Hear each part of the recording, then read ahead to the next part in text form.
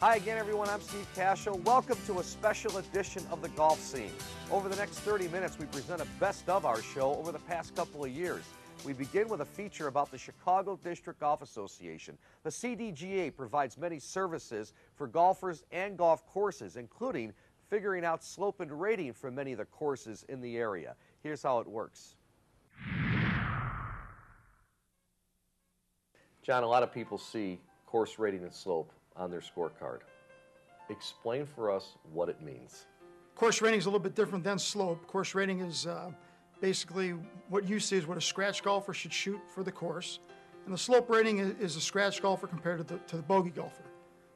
It's just pretty much a line and a graph, the slope, and the harder the course is for the bogey golfer compared to the scratch, the higher the slope is. John, how important is it for each individual golf course to have a rating and a slope? Yeah, it's very important because in order to use the USGA handicap system, the course has to be rated for course rating and slope in order to post scores. Recently, I had the opportunity to talk with the chairman of course rating for the CDGA, Larry Schweik, so we can explain how all those numbers are calculated. We're here today at Westmoreland Country Club, beautiful place, and they're about to reopen, and so you guys are doing the slope and rating, aren't you? That's right, because they want to get new scorecards so they can get their handicaps arranged. And what we're doing is we're arriving at what goes on that card for in the way of a course rating and the slope. So a lot of mathematics goes into the system because when we look at a golf course, we're looking at four things that affect yardage. The yardage is the most important part of a course rating. We're looking at things like roll, uphill holes are longer than downhill holes. We're looking at dog legs or forced layups, which make a hole play effectively longer.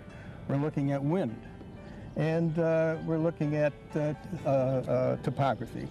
So then we're looking at obstacles that make the course play more difficult. For example, uneven fairways are difficult to get stance. You look at the width of the fairway. We're looking at the size of the green. We're looking at the shape of the green, the speed of the green. We're looking at bunkers, water, extreme rough, trees. Everything that you can think of that's out there, we are looking at and trying to arrive at what is the difficulty of that golf course. But in fact, about 97–98% of a rating is based on yardage, and the other 3% is based on obstacles. Do all these numbers then, Larry, get put into a computer, or does someone at the CDGA figure out then the eventual course rating and slope number? The USGA has provided a computer program where they simply take the numbers that we give them here, and that comes up with a rating. But the computer does one more thing that we don't do. It puts in a psychological factor. So in addition to all the obstacles, there's also a factor for psychological.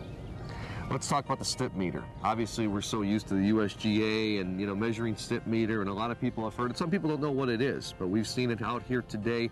We have video of it. Let's go through what a stip meter is and how you guys use it in determining your slope and rating. Well, number one, we're trying to determine how fast the green is. So you get a flat spot, and you roll the green this way, and you roll it that way, and you see how far it rolls both ways to get the speed of the green.